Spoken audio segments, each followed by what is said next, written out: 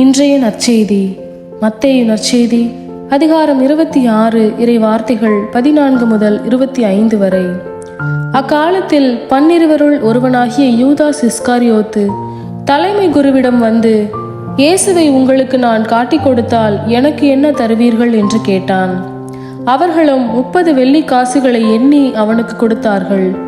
அது முதல் அவன் அவரை காட்டிக் கொடுப்பதற்கு வாய்ப்பு தேடிக்கொண்டிருந்தான்.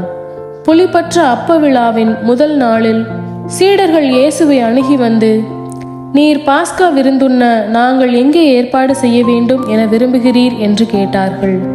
இயேசு அவர்களிடம், நீங்கள் புறப்பட்டு நகருக்குள் சென்று இன்னாரிடம் போய், எனது நேரம் நெருங்கி வந்துவிட்டது, என் சீடர்களோடு வீட்டில் பாஸ்கா கொண்டாடப் போகிறேன் என போதகர் கூறுகிறார் என சொல்லுங்கள் என்றார். இயேசு தங்களுக்கு பணித்தபடியே சீடர்கள் செயல்பட்டு பாஸ்கா விருந்துக்கு ஏற்பாடு செய்தார்கள். மாலை வேளையானதும் அவர் 12 பந்தியில் அமர்ந்தார். அவர்கள் உண்டு கொண்டிருந்த பொழுது அவர், உங்களுள் ஒருவன் என்னை காட்டிக் கொடுப்பான் என உறுதியாக உங்களுக்கு சொல்கிறேன் என்றார். அப்பொழுது அவர்கள் மிகவும் வருத்தமுற்றவர்களாய், ஆண்டவரே, அது நானோ என ஒவ்வொருவரும் அவரிடம் கேட்க தொடங்கினார்கள். அதற்கு அவர், என்னுடன் பாத்திரத்தில் தொட்டு உண்பவனே என்னை காட்டிக் கொடுப்பான். மானிட மகன் தம்மை பற்றி மறைநூலில் எழுதியுள்ளபடியே போகிறார். ஆனால் ஐயோ, அவரை காட்டிக் கொடுக்கிறவனுக்கு கேடு.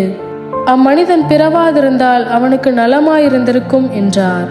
அவரை காட்டிக் கொடுத்த யூதாசும், ரபி, நானோ என அவரிடம் கேட்க, இயேசு, நீயே சொல்லிவிட்டாய் என்றார். இது கிறிஸ்துவின் நற்செய்தி. கிறிஸ்துவே, உமக்கு புகழ்.